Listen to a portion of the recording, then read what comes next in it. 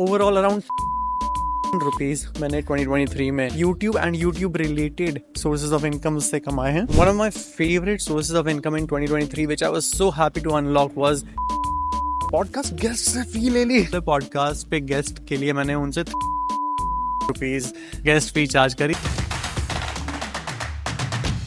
Hello नमस्ते young मैं हूं करण राणा और आज की इस वीडियो में हम ये डिस्कस करने वाले हैं कि 2023 में मेरी YouTube इनकम ओवरऑल क्या थी। I don't know why I like to reveal this, but revelation वाला कोई ऐसा खासा नंबर भी नहीं है, but as an ongoing practice, because मैंने अपनी लास्ट वीडियो में भी ये 2022 इनकम में कहा था कि 10% of my YouTube income I wish to donate towards a cause that not that I but we all collectively believe in. I thought पहले ये तो बताना जरूरी है कि कितने कमाई। बहुत ही छोटी है, but those of you are interested why not, let's go ahead. सबसे पहले ये नहीं फील होना चाहिए कि पैसे क्यों कमा रहा है। कभी भी कोई एजुकेशनल यूट्यूबर अगर पैसे कमा रहा होता है ना, एफिलिएट इनकम से या कंसल्टेंसी फीस से या कोचिंग फीस से, तो लगता है कि हाँ ये पैसा क्यों कमा रहा है। अगर इसको एक फुल टाइम क्रिएटर करियर बनाना होता है तो उसके लिए जरूरी होता है एक फन एक्सरसाइज। क्या आप ये बता सकते हो कि इन सब रेवेन्यू स्ट्रीम्स से सबसे ज्यादा हाईएस्ट कंट्रीब्यूटर क्या होता होगा एक यूट्यूब के करियर के लिए, और सबसे ज्यादा लोएस्ट कंट्रीब्यूटर कौन सा होता होगा? Comment in the comment section below right now, because मैं अपना तो छोटा मोटा अमाउंट बताऊंगा ही, but fun exercise. Number 1, brand deals. इससे मैंने 19,166 रुपीज कमाए 2023 में। अब सबसे बड़ी बात ये होती है कि ब्रांड डील्स में I always use to ensure कि उस तरह के प्रोडक्ट्स जो कि मैं ऑलरेडी या तो खुद यूज करता हूँ या वो ब्रांड एक इस तरह के कॉज को प्रमोट करता है जो कि मैं बिलीव इन करता हूँ। फॉर एग्जांपल, अगर कोई हेल्थ एंड वेलनेस कैटेगरी की ऐप है जो आपकी हेल्थ को आगे बढ़ाने के लिए कुछ प्रोडक्ट्स बनाती है, तो ये मुझे अच्छा लगा।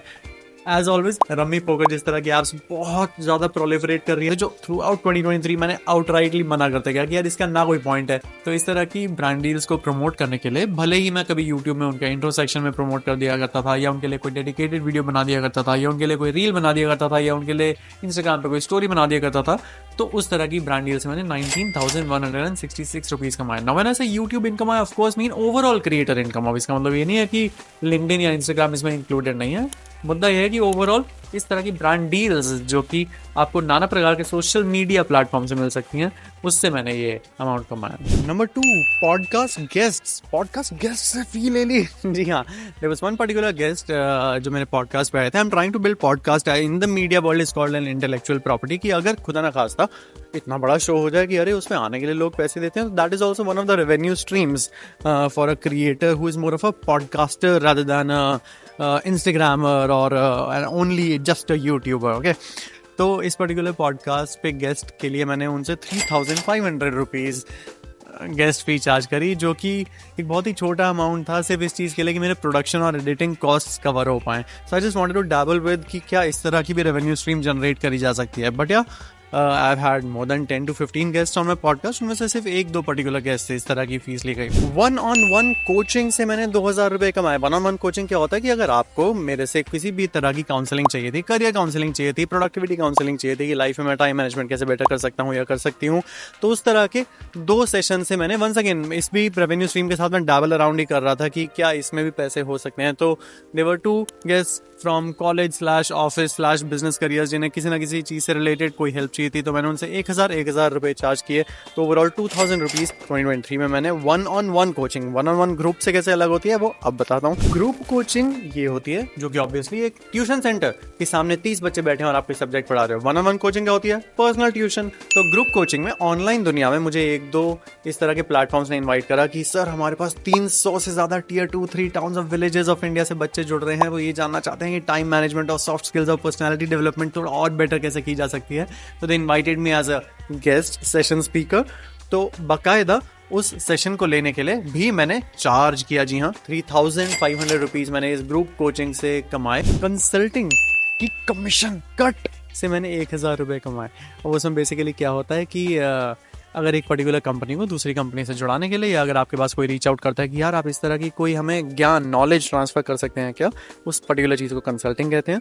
लेकिन अगर कमीशन मतलब आप एक हाथ दे एक हाथ ले, there was this creative friend of mine who wanted to reach out to editors, freelancers, YouTube channel consultants, strategists.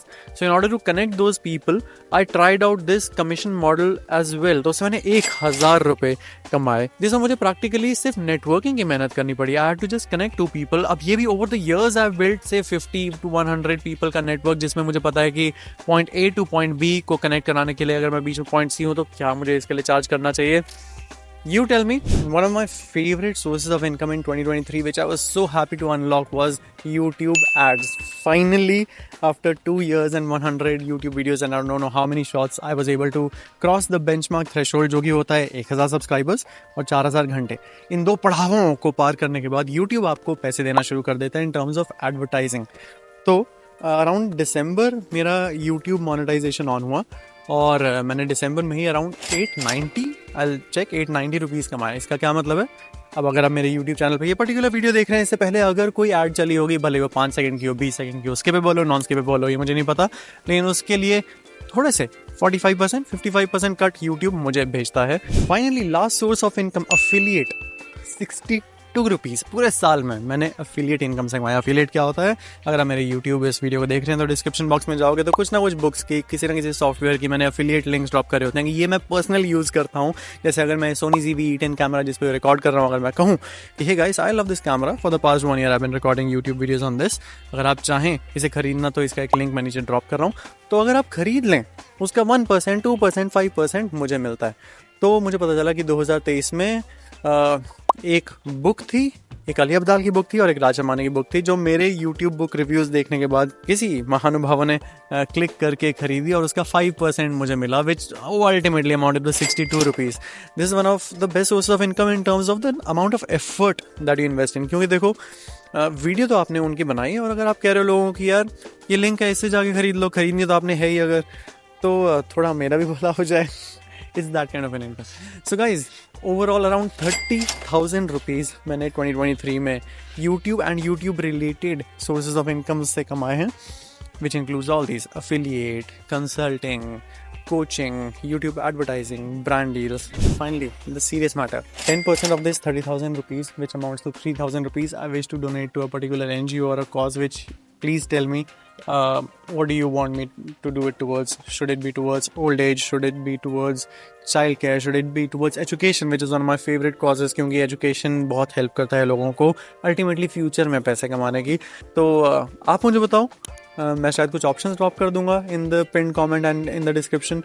But yeah, 2 साल 100 YouTube videos, 100 रुपये, 62 रुपये, 4,000 रुपये कर करके 30,000 रुपीज़. बहुत टफ जर्नी होती है guys. If at all this is a content creator aspiring one who is watching it, I really hope कि आपको ये वीडियो अच्छी लगी हो, और अगर ना अच्छी लगी तो बताइएगा.